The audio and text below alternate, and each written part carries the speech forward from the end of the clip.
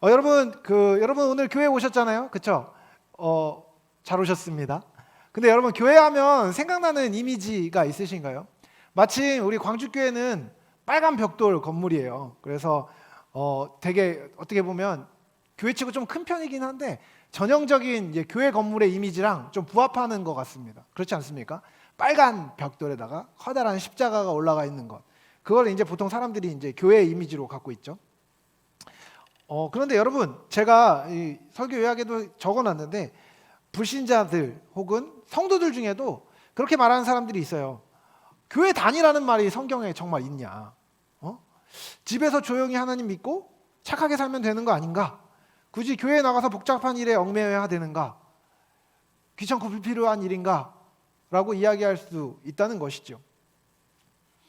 여러분, 제가 대학교 다닐 때 후배 중에 한 녀석이 자기가 크리스찬이라고 얘기하는 녀석이 있었습니다. 그래서 제가 그 친구에게 물어봤어요.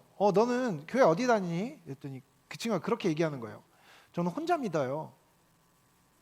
라고 이야기했어요. 여러분 혹시 친구 중에 그런 친구 본 적 있으신가요? 저도 좀 제법 있었던 것 같아요. 여러분 근데 혼자서 예수님을 잘 믿으면 교회 안 다녀도 되는 거 아닙니까? 여기 모여있는 사람한테 이런 말 하면 좀 그런가요? 여러분 어떻게 생각하세요? 교회를 다니는 게 어떤 의미입니까? 여러분 근데 솔직히 이게 우리 얼마 안 되는 수니까 우리끼리만 비밀로 하고 한번 솔직하게 한번 얘기해 볼까요? 여러분 교회 다니고 신앙생활 하다 보면요 솔직히 아주 솔직히 어려움을 겪은 적 있지 않으신가요? 교회 안에서 말이에요. 관계의 어려움 겪은 적 없으십니까? 없어요? 오늘 말씀 마무리할까요? 저는 사실 있거든요. 여기 다들 되게 착하고 성숙한 분들이 있어가지고 그죠? 저는 사실 이거 진짜 우리끼리만 얘기해요. 다른 데서는 절대 얘기하면 안 돼요. 알겠죠? 저 꼴보기 싫은 사람들이 있었어요. 정말 너무너무 관계가 힘든 사람들이 있었고 저럴 거면 교회 왜 다니냐 하면서 막 얼굴이 붉어지면서 그 사람을 향해서 정말 삿대질하고 욕하고 싶은 사람들이 정직하게 있었어요. 아무도 공감이 안 되는 거예요? 저는 있었거든요. 진짜로 힘든 사람들이 있습니다. 막 관계가 부딪혀가지고 그 사람 얼굴만 생각하면 진짜 교회 가기 싫고 교회 가서 만날 걸 생각하면 정말 너무너무 지긋지긋하고 그랬던 경험이 여기 계신 분들은 별로 없으시지만 전 있었습니다. 관계에 어려움이 생길 수 있다는 거죠. 여러분 그냥 개인적인 그런 관계의 어려움들을 겪을 때 이제 목사님들이 오셔가지고 성숙하게 하라고 얘기하고 기도하고 막 이러면서 그래 그 사람 용서하고 사랑하고 축복합니다 하고 이제 관계가 맺어지면 이제 다시 교회에 올 수 있겠죠. 그래서 이제 교회에 복귀하기로 결정을 딱 했는데 세상에 딱 TV를 틀었는데 목사가 성도를 성추행했다는 소식이 막 뉴스에 막 뜨는 거예요. 막 헤드라인으로 막 뜨고 맞죠? 막 뭐 이게 하여튼간 나쁜 짓 하다가 막 모텔 막 베란다에 막 매달려 있었다는 목사님 얘기도 들리고 막 그런 저런 이야기 들으면은 막 어때요? 교회의 오만정이 떨어지죠. 그렇죠? 교회가 세상에서 바른 모습을 보이지 못하는 것처럼 느껴질 때, 그렇죠? 그러면 교회 회의가 느껴지나요? 안 느껴지나요? 안 느껴지시는군요. 감사한 일입니다. 근데 느껴질 수 있어요. 어려움을 겪을 수 있다는 것이죠. 그러다 보면 어떻게 되죠? 교회를 떠나게 되는 경우가 생깁니다. 혹은 교회를 옮기는 경우도 많이 있죠. 옛날에 제가 어떤 목사님 밑에서 신앙생활할 때 목사님이 그런 이야기 하셨었어요. 교돌뱅이들이 있다고. 이 시즌쯤 되면 이제 교회를 돌아다니는 사람들이 있다고 말이죠. 연초가 되면요, 이제 그 전에 있었던 교회를 저버리고 장돌배기처럼 자기의 구미에 맞는 교회가 있나 탐사하며 다니는 사람들을 그 목사님이 교돌뱅이라고 불렀던 것 같아요. 그러시면서 그렇게 이야기하셨어요. 교돌뱅이 그만하시고 원래 있던 교회로 돌아가시라고 말이죠. 여러분 흥미롭지 않습니까? 왜 원래 있던 교회로 돌아가라고 얘기했을까요? 왜 우리는 한 교회에 뿌리박고 그 교회를 섬겨야 할까요? 하나님 말씀하시고 하나님의 은혜 가운데 허락하신 교회라고 이야기하는데 정말 교회는 어떤 것일까요? 여러분, 오늘 저는 여러분과 함께 교회가 뭔지를 좀 생각해 보고 싶습니다. 진짜 교회가 무엇인지 말이죠. 여러분, 교회 안에 수많은 연약함과 어려움, 부족함, 민망한 상황들, 부족한 부분들이 있다는 것을 우리는 인정해야 합니다. 하지만 그것이 교회가 필요 없거나 교회는 아무 의미 없는 곳이라고 매도해야 할 이유가 될 수는 없습니다. 왜냐하면 교회는 세상에서 신자들이 생명을 풍성히 누릴 수 있도록 하기 위해서 하나님께서 직접 계획하신 공동체이기 때문입니다. 여러분, 신약 성경에서 교회를 뜻하는 단어는 우리가 많이 들어봤겠지만 에클레시아라는 헬라어를 씁니다. 그리스어로 불러내다라는 뜻을 가진 이 단어는요, 교회가 어떤 공동체인지를 잘 설명해 줍니다. 교회는 하나님이 당신의 백성으로 부르신 사람들의 모임을 이야기합니다. 하나님으로부터 부름을 받아서 그분의 소유가 돼서 세상으로부터는 구별되지만 세상으로 파송된 사람들, 그 사람들을 교회라고 부른다는 것이지요. 교회는 예수님을 믿는 성도 개개인과 그러한 성도들이 모인 공동체를 말합니다. 예수님을 믿고 하나님을 사랑하는 성도들이 곧 교회인 것이죠. 여러분, 예수님을 사랑하십니까? 여러분, 하나님을 믿으십니까? 그렇다면 여러분이 교회입니다. 예수님을 믿고 육신의 죽음 후에 낙원에 있는 사람들도 성도이고 이 땅에서 생명을 갖고 예수님을 믿고 살아가고 있는 우리들도 성도입니다. 낙원에 있는 사람들 그리고 이 땅에 있는 성도들 모두를 가르쳐 믿음의 공동체인 교회라고 부른다는 것이죠. 그래서 이 부름받은 교회는요, 사실 두 가지 의미가 있습니다. 하나는 눈에 보이는 교회입니다.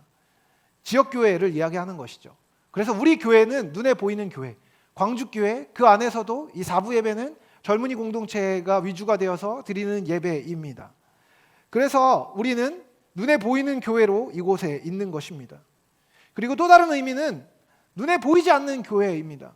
이 눈에 보이지 않는 교회는요, 방금 전에 얘기했던 것처럼 예수님을 주라 시인하는 모든 사람들이 연결되어 있는 교회 공동체를 의미합니다.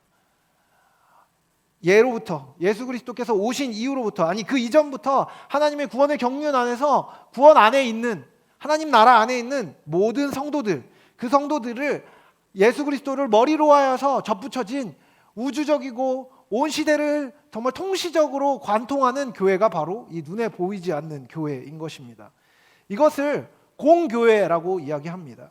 우리가 사도신경에서 고백하잖아요. 거룩한 공교회와, 영어로 홀리 캐톨릭 처치라고 하는데 이 캐톨릭 처치라고 얘기할 때는 보편적인 공통의 교회라는 이야기입니다. 그래서 보편적으로 예수 그리스도를 주라 시인하는 모든 사람들, 시대와 장소를 초월하여서 연결된 모든 사람들을 교회라고 부른다는 것이죠.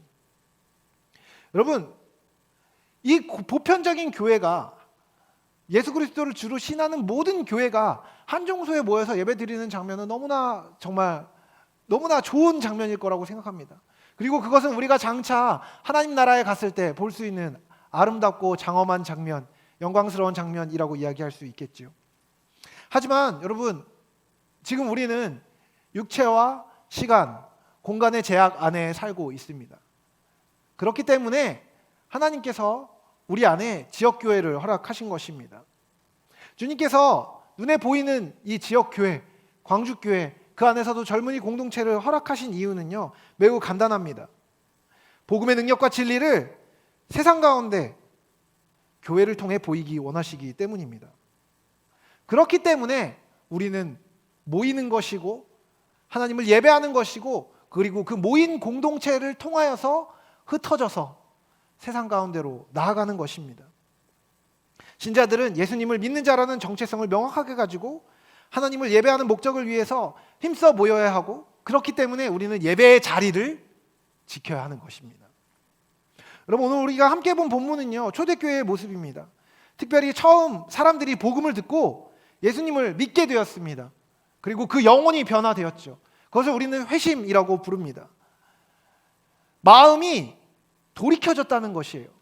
이전에 예수 그리스도를 믿지 않던 삶의 모양을 버리고 이제는 하나님이 하나님이신 것과 예수 그리스도께서 구속의 주인이신 것을 그들이 모두 알게 되었습니다. 성령의 역사를 통해서, 삼위 하나님의 역사를 통해서 그 모든 것이 믿어지고 영혼 가운데 하나님을 향한 거룩한 성향이 생겨나서 하나님을 향하여서 방향을 바꿨습니다. 그것이 회심입니다.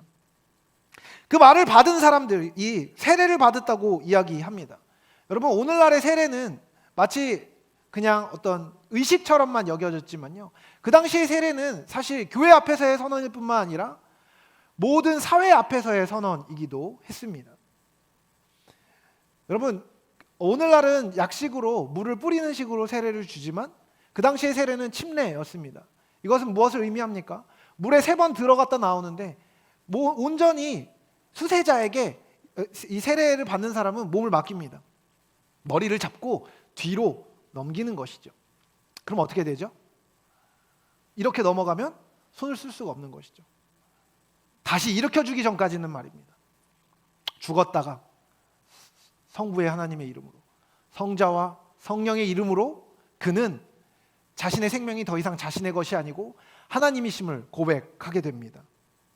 그리고 이제 모든 삶의 주인의 자리를 내려놓고 예수님에게 운전대를 맡기는 것이죠. 그리고 그렇게 예수 그리스도를 주로 시인한 사람들이 교회를 이루게 되었습니다. 교회의 정회원이 되는 것이죠. 이것이 한 사람의 성도가 교회가 되는 시작입니다. 그리스도를 주라고 시인하고 인정하는 사람들이 세례를 받고 교회에 모이기 시작했다는 것입니다. 그들은 말씀을 통해서 예수님을 알게 되고 믿게 되었습니다. 그리고 단순히 알고 믿는 수준을 넘어서서 이제 삶의 주인이 바뀌게 되었습니다. 여러분, 삶의 주인이 바뀐 사람들이 이렇게 저렇게 보이는데 흥미롭게도 사람들이 알게 된 것이 있습니다. 그것은 나랑 저 사람의 삶의 주인이 같아졌다는 것입니다. 나랑 저 사람이 지향하는 삶의 방향이 같아진 것입니다. 그래서 각자의 삶의 자리에서 출발하여 삶을 살고 있는데 그 사람들의 삶의 중심이 한 곳으로 모여지다라는 것입니다. 그래서 같은 방향을 가고 있는 사람들이 손에 손을 잡고 함께 가기 시작했습니다. 같은 주인을 섬기는 다른 사람들과 함께 모여 주인이신 예수님을 참된 주인답게 모시는 삶을 향해 함께 살기 시작한 것입니다. 그것이 교회의 시작이고 또한 교회의 확장입니다. 그리고 그 교회는 그 교회들의 주인이신 그리고 구원자이신 예수님께서 명하신 것, 다시 말하면 사명을 감당하기 시작했습니다. 여러분, 교회가 해야 되는 일은 무엇일까요? 여러분, 교회는 무엇을 행하는 것이 맞습니까? 간단합니다. 교회의 주인이신 예수님이 행하신 일을 따라하는 것입니다. 예수님을 닮아가고 예수님이 우리에게 하라고 하신 일을 하는 것이 교회의 사명입니다. 그리고 그 교회의 사명이 오늘 본문에 자세하게 나옵니다. 가장 먼저 교회가 하는 일은 가르침을 받는 것입니다. 41절에 이 사도행전의 기자는 이렇게 씁니다. 그들이 사도의 가르침을 받아 서로 교제하고 떡을 떼며 오로지 기도하기를 힘쓰니라. 여러분, 그들이 가장 먼저 한 일은 무엇이라고요? 사도의 가르침을 받았습니다. 여러분, 예수님께서 제자들을 모아놓고 하신 가장 중요한 일이 무엇이었죠? 가르치는 것이었습니다. 왜요? 뭐가 뭔지 모르는 사람들에게 어떻게 살아야 되는 건지, 삶의 의미가 무엇인지, 삶의 방향은 무엇인지, 삶의 방법은 무엇인지에 대해서 예수님이 가르쳐주기 원하셨기 때문입니다. 예수님은 가르치셨고 그것들을 제자들은 배웠습니다. 그리고 예수님은 정말 수많은 가르침을 제자들에게 주셨지요. 그리고 단순히 그것을 배우고 삶에서 익히라고 얘기했을 뿐만 아니라 그것을 또한 가르치라고 예수님은 명령하셨습니다. 오늘 본문은 제자들이 이 명령에 단순하게 하지만 충실하게 신실하고 성실하게 순종했다는 것을 보여줍니다. 오늘날 예배에 설교가 중요한 자리를 차지하는 이유도 그것입니다.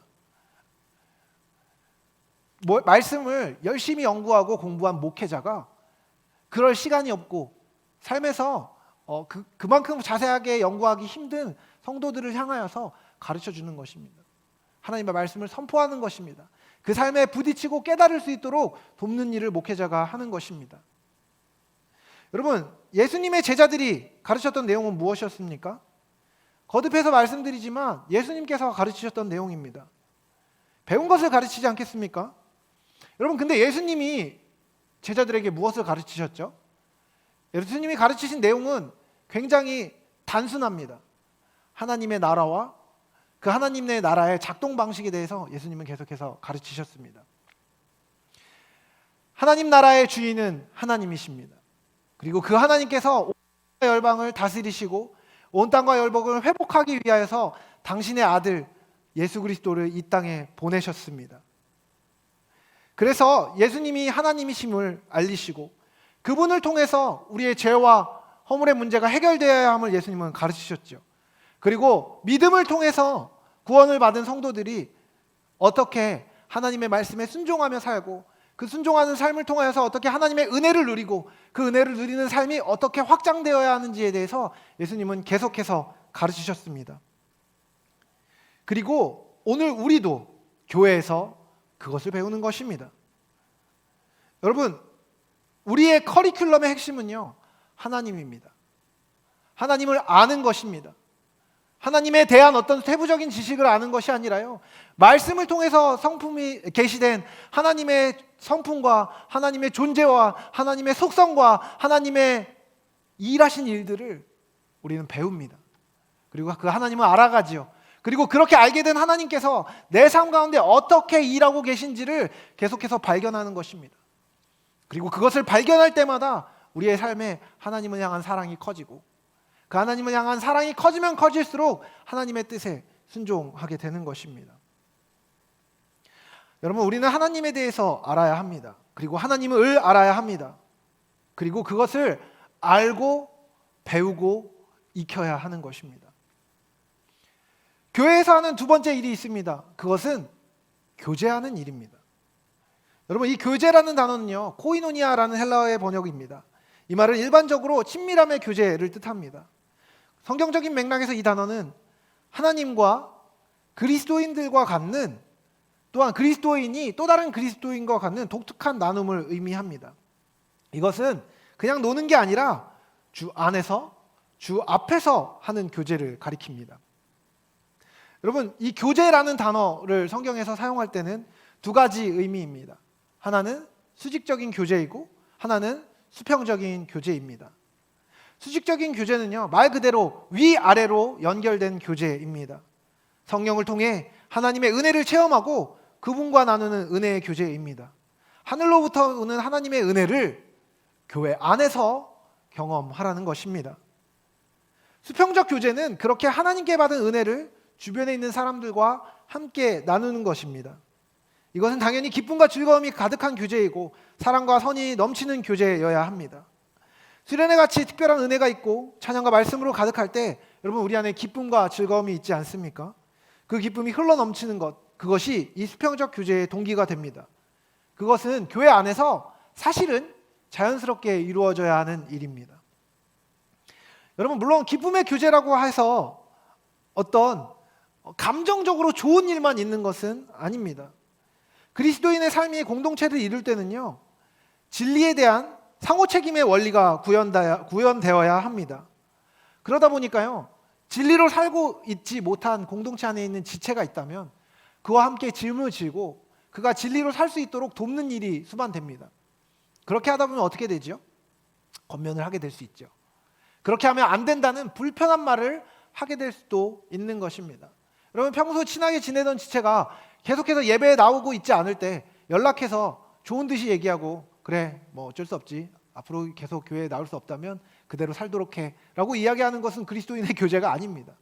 그의 삶에 문제가 생겼다면 그 문제를 놓고 함께 기도하고, 너의 삶에 하나님과의 연결이 끊어져 있는 그 상태가 얼마나 심각한 것인지에 대해서 함께 기도하며 이야기하고, 그것들이 회복될 수 있도록 권면하고 돕고 끝까지 포기하지 않고 사랑으로 함께 행해주는 것, 그것 또한 이 수평적 교제의 중요한 부분 중에 하나입니다.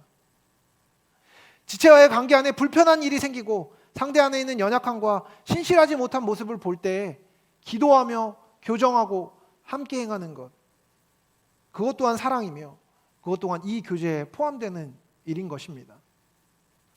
제가 가끔 청년들 그리고 성도들과 통화할 때 전화를 하면 불편하게 받는 사람들이 있습니다.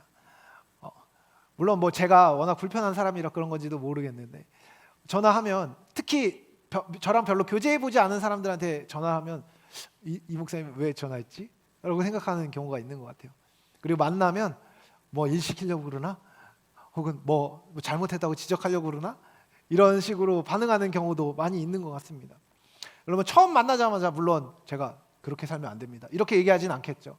하지만 여러분, 우리 안에 하나님의 뜻이 흥황되어지고 하나님의 기쁨이 흘러넘치고 그 기쁨이 흘러넘치는 가운데 관계가 쌓인다면요, 저는 권면할 수도 있고 훈육할 수도 있고 어려운 부분에 대해서 직면할 수도 있는 것입니다.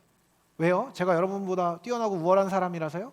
그게 아니라 하나님께서 목자의 직임을 주시고 교회의 지체로서 함께하도록 부르셨고 또한 그것들을 통해서 지도자로 저를 이 공동체에 세워주셨기 때문입니다.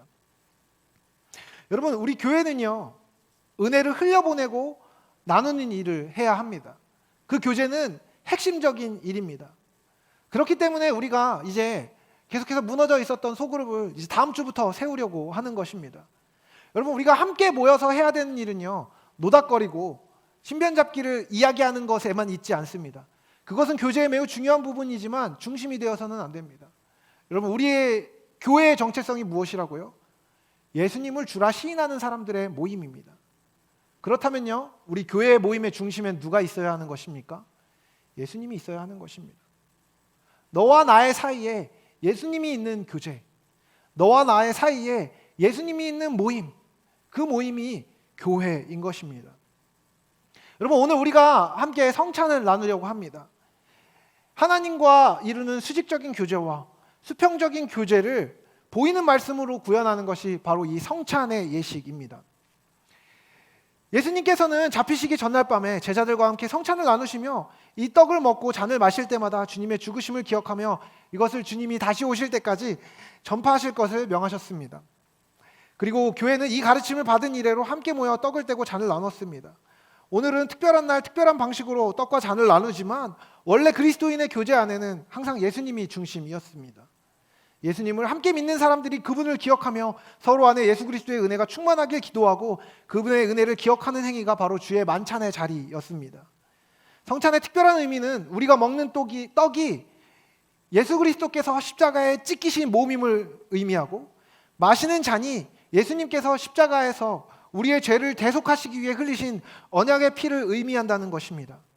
먼저 세례를 통해서 죄의 문제를 청산하고 하늘 가족에 입양한 사람들이 자신의 죄를 정직하게 인정하고 그리스도 예수의 십자가 앞에 내어놓은 후 용서를 받은 모든 사람이 겸손한 마음으로 이 성찬에 참여하는 것입니다. 이것이 교회의 교제입니다. 교회가 하는 세 번째 일이 있습니다. 그것은 함께 기도하는 일입니다. 성도들은요, 교회 안에서 함께 기도했습니다. 여러분, 우리는요, 같은 분을 주인으로 모시고 같은 분을 아버지로 모시는 한 가족으로 부름받았습니다. 그것이 교회입니다. 그래서 우리는 같은 하나님을 아버지로 부르고 그 아버지에게 도움을 구합니다. 하나님을 향해 기도하는 것, 그것이 교회가 해야 할 마땅할 바입니다. 여러분, 기억하십시오. 우리의 아빠이신 아빠이신 하나님은요, 우리의 기도를 듣기를 즐겨 하십니다. 우리가 당신에게 도움을 청하고 우리가 당신과 이야기 나누는 것을 기뻐하고 즐거워하십니다. 그런데요, 여러분, 그거 아십니까? 아빠는요, 자녀들이 서로 위하는 것을 매우 매우 좋아합니다. 여러분, 제가 지금 이제 두 아이를 기르고 있는데 한 아이가 이제 7살에서 8살로 자라서 이제 올해 초등학교를 들어갑니다. 근데 제가 이 아이가 너무 이쁘고 사랑스러운데 더 예쁘고 사랑스러울 때가 있습니다. 언제냐면요, 자기의 필요를 이야기할 때도 너무너무 사랑스러운데 자기의 동생을 돌보고 사랑하는 말을 해주면서 아빠, 유신이가 이러저러해요. 아빠가 도와줘요. 아니, 존댓말 하지 않습니다. 아빠 도와줘! 라고 말할 때, 아빠 유신이가 이래 도와줘! 라고 이야기할 때 제 마음이 기쁩니다. 그리고 제 마음이 이 아이뿐만 아니라 도움을 구한 아이, 그리고 도와줘야 하는 그 아이, 모든 아이를 다 도와주고 싶은 마음이 제 안에 정말 기쁨으로 일어납니다. 여러분, 주 안에 한 가족 된 우리는요, 나의 마음을 주님께 아뢰기도 하지만요, 내 옆에 있는 사람의 사정을 두고 또한 함께 기도하는 사람입니다. 하나님, 우리 공동체 안에 있는 누구누구가 지금 시험 가운데 있습니다. 편입시험을 봐야 됩니다. 하나님, 입시 가운데 있습니다. 하나님, 연약함으로 말미암아 사람하고의 관계로 말미암아서 마음이 너무 상처를 받았습니다. 하나님, 너무 바쁘고 분주한 가운데 믿음을 잃어버렸습니다. 하나님, 저 친구를 도와주세요 라고 기도하면요, 하나님이 기쁘게 들어주신다는 것입니다. 그리고 흥미롭게도요, 그 기도를 한 사람의 기도까지도, 아니 그 기도는 더 앞서서 하나님이 들어주신다는 것입니다. 여러분, 우리는 무엇을 기도합니까? 예수님이 가르치신 기도를 보십시오. 하나님의 뜻을 이루어지길 기도하는 것입니다. 그리고 또한 우리 지체들의 삶 안에 풍성하여지기를 기도하는 것입니다. 일용할 양식을 위해서, 거룩한 삶을 위해 기도하고 서로를 위해 기도할 때 하나님께서 교회 안에 풍성함을 흘려보내 주실 것입니다. 여러분, 제가 여러분에게 부탁드렸던 것이 있습니다. 기억하십니까? 광고 시간에 그런 이야기를 했었죠. 여러분, 예배 10분 전에 오셔서 기도로 예배를 준비하면 좋겠다고. 여러분, 그게 어떤 의미인지 아십니까? 이 공동체가 한 마음으로 하나님을 찾는 공동체가 되며, 더 나아가서 단순히 한 사람에게만 유익이 되는 공동체가 아니라 이 공동체에 맺혀진 열매들을 많은 사람이 누리도록 함께 기도하자는 것입니다.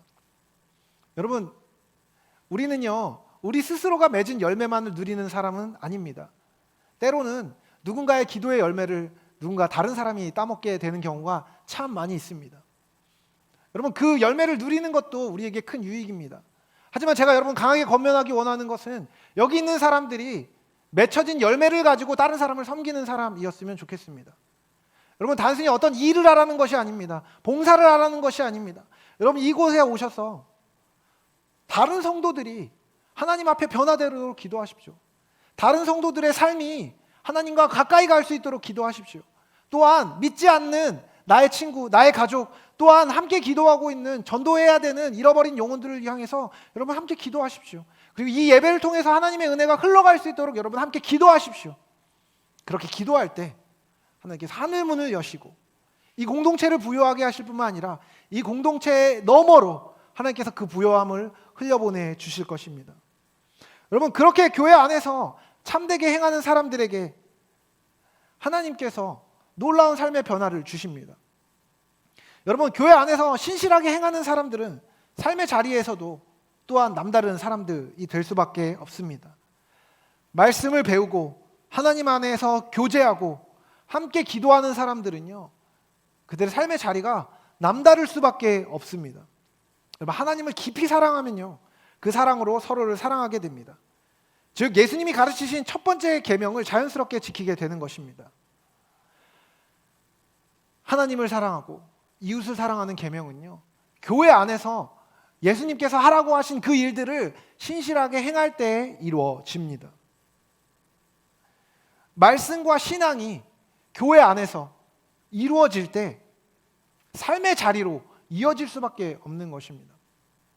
여러분, 제가 교회라고 계속해서 강조할 때 이 교회가 단순히 건물이 아님을 기억하십시오. 교회는요, 공동체입니다. 함께 모인 사람들의 모임입니다.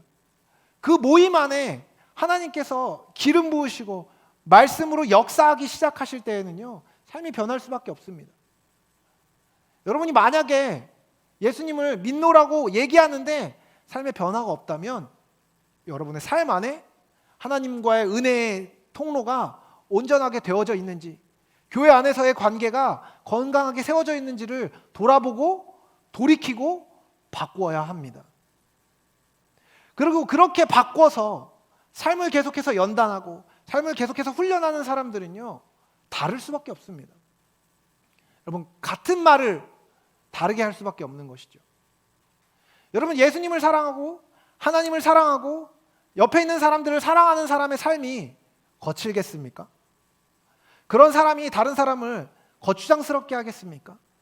불편하게 하겠습니까? 다른 사람에게 막대하겠습니까? 나쁜 영향력을 끼치도록 노력하겠습니까? 그럴 수 없는 것입니다. 내가 하나님의 자녀이기 때문에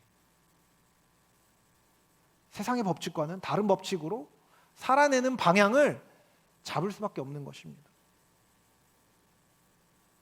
그런 삶은 주변으로부터 칭찬을 받게 되고 그들의 칭찬받는 삶은 그들의 말에 힘을 더해줍니다. 여러분 누구의 말을 듣습니까? 저는요, 믿을 만한 사람의 말을 듣는 것 같습니다. 삶이 한결같고 신실하며 온전한 방향을 갖고 있는 사람은요, 영향력을 가질 수밖에 없습니다. 그런 사람들을 통해서, 그런 교회를 통해서 믿는 사람들의 수가 날마다 더해졌던 것입니다. 이것이 바로 참되고 아름다운 교회의 모습입니다. 그러므로 사랑하는 여러분, 우리는 먼저 예수님을 믿는 자로서 바르게 교회 안에 있어야 합니다. 말씀을 힘써 배우고 하나님과 형제자매와 함께 교제해야 합니다. 서로를 위해 뜨겁게 기도하고 바른 삶의 태도를 가지고 믿음으로 살아야 합니다. 그것이 교회입니다. 그런 사람이 교회이고 그런 교회를 통해 하나님께서는 놀라운 일을 행하실 것입니다. 제가 주중에 한 형제님을 만나서 교제할 때 그런 이야기를 했습니다. 목회자들 중에서 올곧고 바르게 사역하려고 애쓰는 사람들 중에서 가끔 그런 말을 하는 사람들이 있습니다. 전 숫자에 상관하지 않습니다. 저는 바르게 목회하겠습니다. 여러분, 저는 그 말이 틀린 말이라고 생각합니다. 어떤 의미에서 틀리냐면요, 숫자에 연연하지 않는다고 얘기하는 것이 때로는 신실하게 사역하는 것들에 대해서 핑계가 되는 경우가 있을 수 있다는 것입니다. 여러분, 저는 그렇게 믿습니다. 여기 있는 사람들이 예수님을 똑바로 믿고, 제가 예수님을 똑바로 믿고, 제가 예수님 때문에 변화되고, 여기 있는 사람들이 예수님 때문에 변화되면요, 그 사람들 때문에 예수님을 믿는 사람들이 많아지고, 예수님을 믿고 싶어지는 사람들이 많아지고, 그것이 어떤 급박하고 막 수백 명 수천 명이 되지 않는다고 하더라도 잃어버린 영혼을 하나님께로 돌이키는 일들이 저는 일어날 거라고 믿습니다. 그래서 여러분, 숫자가 전혀 중요하지 않은 것은 아닌 것입니다. 우리가 전도하기 싫어서 숫자가 중요하지 않다고 얘기하는 것은 아닐까요? 번거로움을 감수하고 싶지 않아서, 복음을 전하는 일을 하고 싶지 않아서 그런 번드르란 말로 우리를 포장하고 있는 것은 아닐까요? 여러분, 제가 이 말을 하는 거는요, 여러분한테 당장 데리고 가서 30명씩 40명씩 데리고 와가지고 이 자리에 앉혀놔라는 이야기가 아닙니다. 절대 착각하지 마십시오. 제가 말하고 있는 것은요, 여러분의 삶이 교회인지를 묻는 것입니다. 참된 교회인지를 묻고 있는 것입니다. 참된 교회가 되어지기를 원하는지를 묻고 있는 것입니다. 예수님께서 우리를 사랑하십니다. 예수님께서 우리에게 모든 것을 내어주셨습니다. 모든 것을 할 수 있도록 말씀을 주셨고 은혜를 주셨고 성령을 통하여서 삶 가운데 진리를 살도록 우리를 부르셨습니다. 그리고 교회로 우리를 함께하게 하셨습니다. 그 함께하는 교회의 부요함이 우리 안에 흘러넘치게 되기를 사랑하는 주님의 이름으로 축복합니다.